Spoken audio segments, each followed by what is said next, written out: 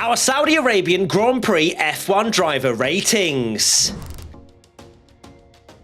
We're about to get savage, or maybe we're about to get lovely. It depends which driver you support. It was an average race, wasn't it? But some exemplary driver performances and some maybe not so great. Now, let's get into the driver ratings. And we're going to start with Logie Bear.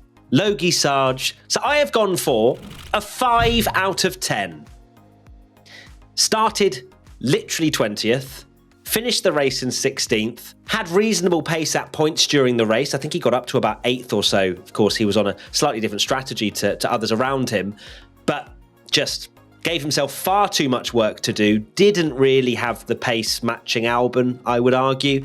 So that's why it's a middle of the road 5 out of 10. Tiny wheel on the bit of runoff, which got his lap time deleted, which didn't advantage him in any way, but demmed the rules. So he got, lap time deleted and then couldn't really even set a lap. So not a great quali, decent-ish in the race, but not spectacular. It's a 5 out of 10 as well. It's kind of just average for Logie. Let's move to his teammate, Alex Albon. What have you got, Tommy? Because we're doing this thing, right, where we're alternating, because that's what you asked for. So here you go. Alex Albon, I've gone for also a 5 out of 10.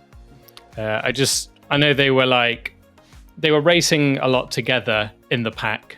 Alex Albon, he had the DNF, so we'll never know where he finished, but him and Logie Bear seemed to be on track together quite a lot, and I don't think he was miles ahead of Sargent. Okay, all right. Well, I feel like that's slightly harsh. I feel like Alex was potentially in with a shot of scoring another point. He was very much around the P10 mark when he had his problem and had a good chance of scoring a P10 potentially. So I'm going to give him a 6 out of 10. It depends how, I mean, it's a brake failure, but if he was managing that problem for many laps, maybe that was one of the reasons why he started falling back in the first place. So these are all ifs and buts and maybes. So I think 6 out of 10 is a lot fairer of a grade. Screw you, Tom Bellingham. Okay, let's move to Nick de Vries now. He qualified 18th, finished 14th. I've not been particularly impressed at the start of Nick de Vries' career in Formula One, but for me, it's a 4 out of 10. Didn't really show any kind of excitement, really. I've not seen anything from him yet that suggests that it matches up with that Monza result he had last year. Yeah, Nick de Vries, he just hasn't looked particularly great so far. I know the AlphaTauri isn't good, but it just looks a bit meh. I've also gone for a 4 out of 10, just very unspectacular. Finished 14th. Now we go to Yuki Tsunoda. He qualified 16th, finished 11th, Tommy. Yep, I've gone for a 7 out of 10 for Yuki Tsunoda. He's in an AlphaTauri, and I've had to kind of change my perspective on what an AlphaTauri is, because they always felt like a good midfield team, but realistically, you have to look at them now that they're almost a donkey, a Williams or a Haas of yesteryear, aren't they? So I think Yuki to actually come so close to a points finish again. So it's a good drive from him. Absolutely, I agree. I've also gone for a 7 out of 10, just purely by the fact that he is hauling what is fairly a donkey at the moment. Like, genuinely not a good car in the slightest. They were 16th and 18th in qualifying. But for Yuki to be challenging around that sort of end of the points mark is impressive. If AlphaTauri can get better, then Yuki is looking in good shape to start scoring P8s, P9s, P10s if possible. Right, let's move to Nico Hülkenberg now. He started 10th after the penalty for Leclerc and finished 12th, which not the best of performances from Nico, missing out on points ever so slightly, but also the fact that K-Mag actually managed to score a point. I guess it's fair to say that he wasn't actually able to match K-Mag this weekend, not as close as to be fair, it was the other way around, really, wasn't it, in Bahrain? I felt like Hülkenberg was quicker than Magnussen in race 1, and it seems to have shifted the other way. 6 out of 10. Yeah, they were. I feel like there was a lot of teammates potentially battling. There was one moment where we thought, oh, are we going to get the classic Haas coming together here? But didn't materialise. Hülkenberg, yeah, he got screwed by the safety car, which dropped him a few places. Maybe if he hadn't have done that, he might have been the one that got a point, but he didn't, so 6 out of 10. Kevin Magnussen up next, started 13th, finished 10th. Indeed, yeah, Kevin Magnussen got a point for Haas. First points on the board after their disaster class. in Bahrain. And decent performance. He was racing Hülkenberg for a little bit. And got that move on Tsunoda done at the end, which we all kind of were worried those two battling if it could end in disaster, but it didn't. So I've gone for a 7 out of 10 for Kevin Magnussen. Yeah, struggled a lot in Bahrain, but a good race. I've gone for a 7 out of 10 as well. I think it's going to be fascinating between Hülkenberg and Magnussen and how that teammate rivalry sort of evolves over the course of the year. If Haas can actually get within the sort of tail end of the points most weeks, which of these two will actually come out on top, because from the first two, it's shifted one way and then the other. So good job. Lance Stroll next. He started 5th and did not finish. I'm giving Lance a 7 out of 10. I feel like it was a decent enough performance. Qualifying is never his strong point, but still did a reasonable job, although he bottled the last sector. But the move he put on Sainz was phenomenal at the start of the race, and he was going to score some solid points again for Aston Martin. So I have to give him a 7 out of 10 if he had. Well, he didn't finish, but we have to kind of judge it as how he was doing. So 7 out of 10. Yeah, I've gone for 7 out of 10 as well. His move was very tasty, and we don't know where he's going to finish, but he got screwed a little bit by a rare Ferrari strategy. A rare good Ferrari strategy, yeah. Who would have thought? And then it caused such a glitch in the matrix that his car broke. Fernando Alonso, his teammate, started 2nd, finished 3rd, and then 4th, and then 3rd, but finished 3rd. Yeah, I'm going for another 9 out of 10 for Fernando. It's a difficult one to rate now, because is this just that's where Aston Martin are? They're the second best team, but we're all on that Fernando Alonso hype train, and I've got to give him props for making the race slightly interesting for a few laps. Dive bombing Perez at the start, getting into the lead, which was exciting. I guess he'd lose maybe a mark for the fact that he had the grid box issue, and then when there was that threat of Russell and needed to pull the 5-second gap, he did, which didn't matter because then it was 10 seconds. But then it didn't matter anyway because that didn't count. 9 out of 10 for Fernando. His performance was really solid. He never really looked in trouble for that 3rd position until penalties started getting hovered over his head. So 9 out of 10, really solid performance from Fernando, and let's hope we see 21 more of them, hey? Valtteri Bottas up next, started 14th, finished 18th, and wow.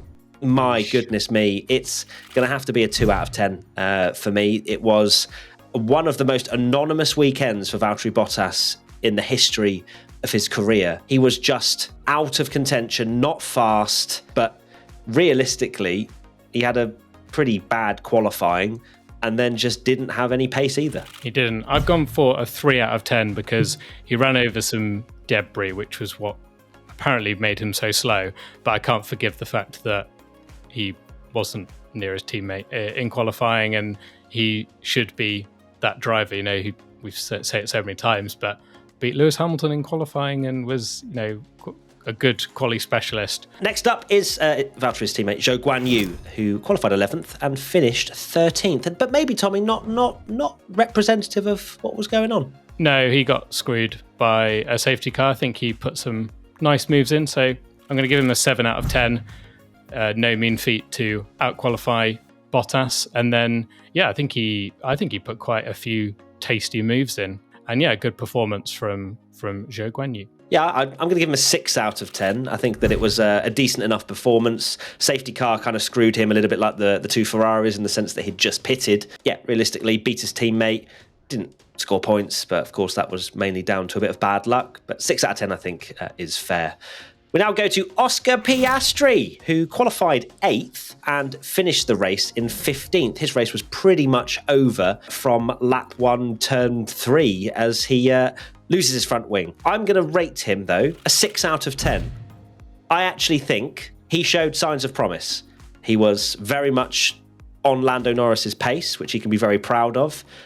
Wasn't afraid to send a move, but Oscar could only do what was put in front of him. He did an amazing qualifying, so I think 6 out of 10 is very fair. I've gone even higher than that and gone for a 7 out of 10 for Oscar Piastri.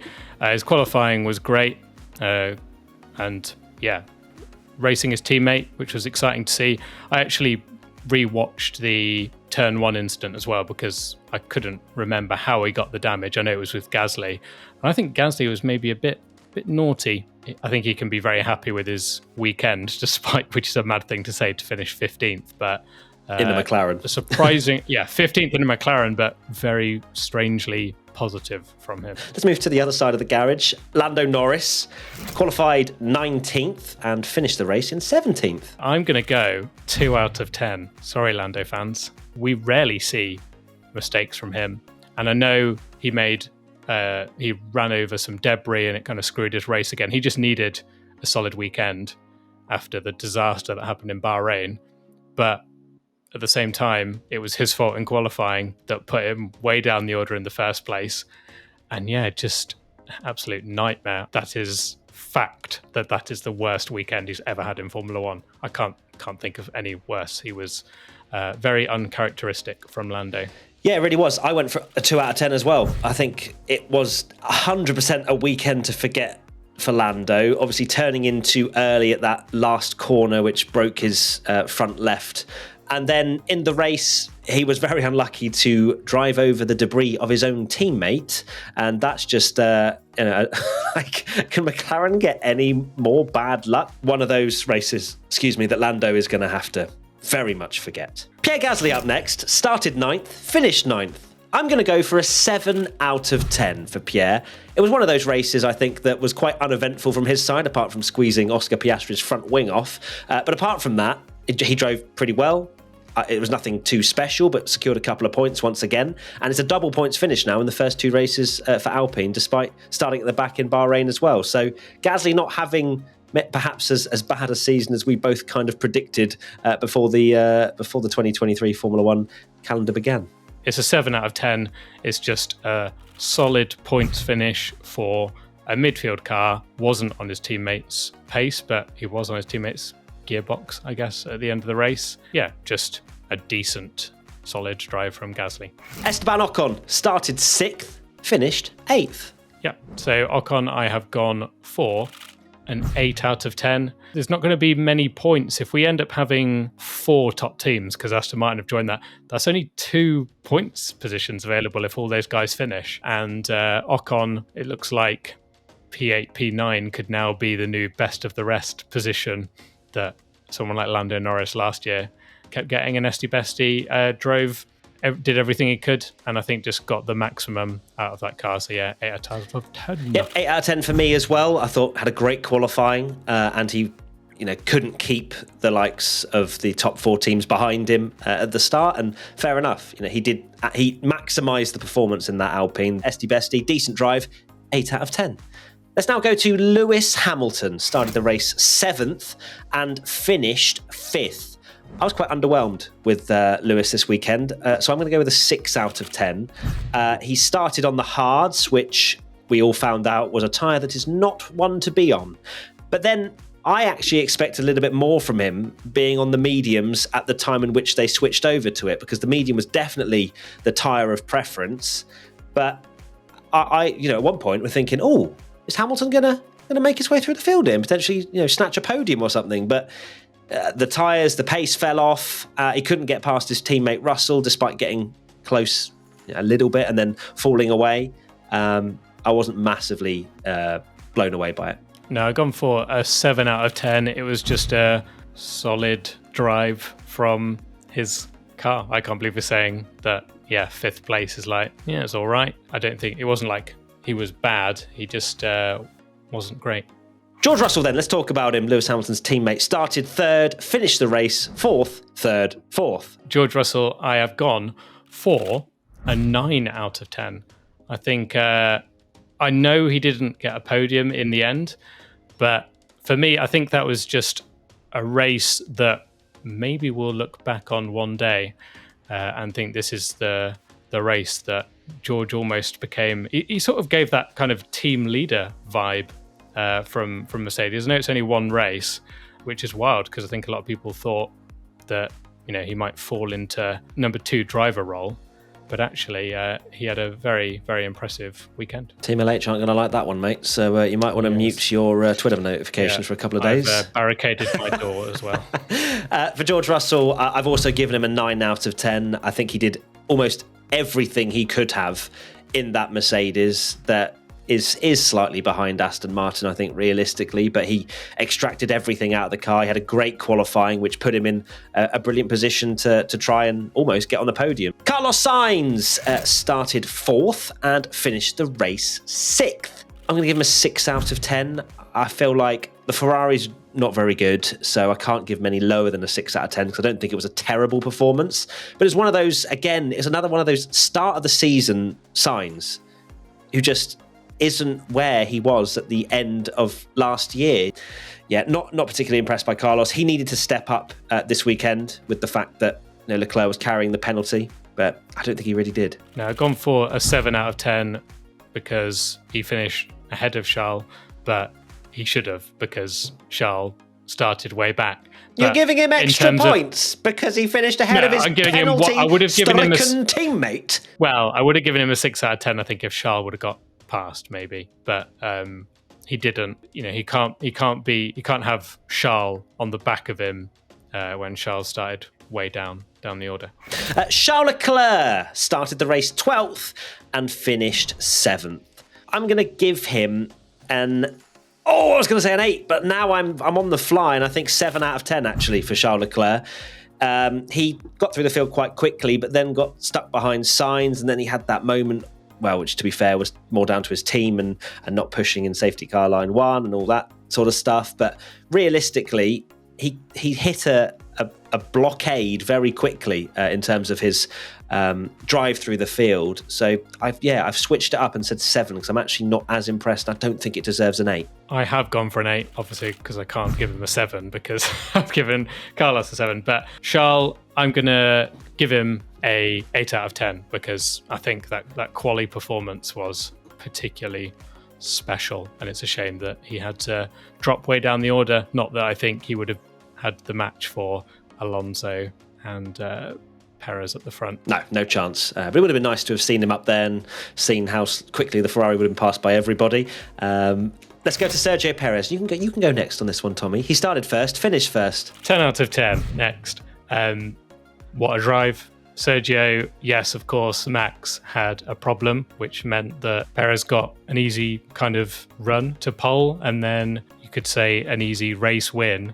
But when Verstappen was on him at the end, he held his nerve. He had the pace in hand that he needed to not let Max catch him. And boy, does that guy love street circuits. That's pretty much all his wins apart from one on a street circuit now. He really does. 10 out of 10 for me as well.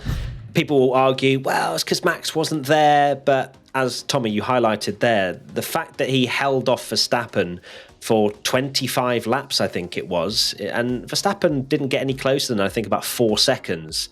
So Perez had the match for Verstappen in race trim. So that, for me, absolutely deserves a 10 out of 10. Congrats.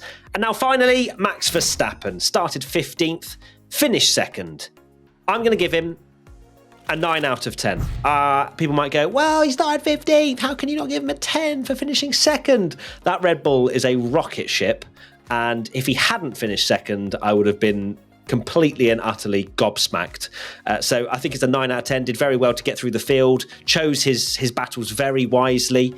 Didn't stick a nose in where he didn't need to. Didn't get through the field as quickly as some of us thought. But it was still a very measured approach from Verstappen. Very mature. But the only reason he doesn't get a 10 is because he didn't have the pace to catch Perez at the end. Yeah, 9 out of 10 I've also gone for that same reason, that he didn't catch Perez to win, which is quite crazy. That it just shows that how good Max has been, that we go 15th to 2nd. No, it's not a full grade, but because the sad reality is, that he benefited from the safety car, and the sad reality is that, we said it yesterday, 65% of people thought he was going to win the race because he is just inevitable, but he didn't quite have that pace. Now, before we go, we need to crown our P1 driver of the weekend, which is very exciting. So my P1 driver of the weekend is Sergio Perez. no surprise there. I think that you really just have to commend his step up from Bahrain, where he was nowhere near Max Verstappen, and to then rock up, have the pressure on his shoulders of, you are expected to win around here. I think it very much played into his hands that the fact that it is around a street circuit, for whatever reason, Checo is the king of street tracks. He just turns up. He 100% deserves my P1 driver of the weekend. Can he continue into, technically, Australia technically is a street circuit. So let's see. Yeah, my P1 driver of the weekend is also Sergio Perez. It's pretty obvious because he's the only driver that I gave a 10 out of 10 to. So, of course, he is. What more to say that he's just drove a fantastic weekend. And what I will say, this is a new segment that we've added because we heard your feedback at the end and you wanted to see a full list. So if you're watching this on video, there'll be a nice full list as we read out our P1 of like first to last in terms of order. Now, it'd be a bit more interesting when maybe we give 2 or 3 drivers a 10 out of 10 so we can crown an overall winner. But this time, there was only one 10 out of 10, and that was Perez. So well done to him. Good job, Checo. Good work. So I hope you enjoyed our driver ratings, and we'll see you very soon for another video or podcast. Bye! Bye!